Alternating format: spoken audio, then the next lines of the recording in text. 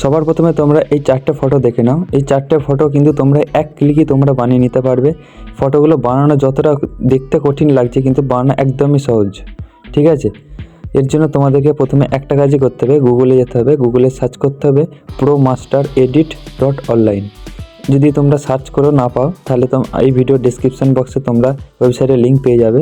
লিখে তোমরা সার্চ করার পর কিছুক্ষণ ওয়েট করবে, লোডিং হবে। লোডিং হওয়ার পর তোমরা এখানে কোণের দিকে একটা সার্চ অপশান পাবে, সেখানে তোমরা সার্চ করবে PH001। এই কোড লিখে তোমরা সার্চ করার পর তোমরা সার্চ করবে। সার্চ করার পর এই পোস্টটা পাবে।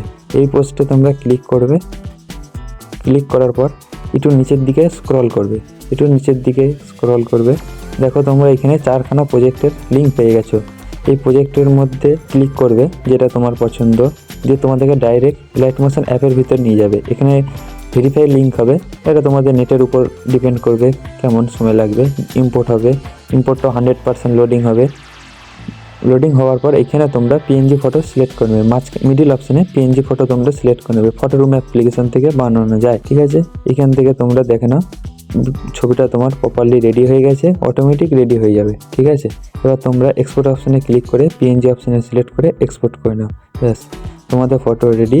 এরপরে তোমরা কোন টপিকে ভিডিও পেতে চাও অবশ্যই তোমরা কমেন্ট করতে ভুলবে না। Good bye.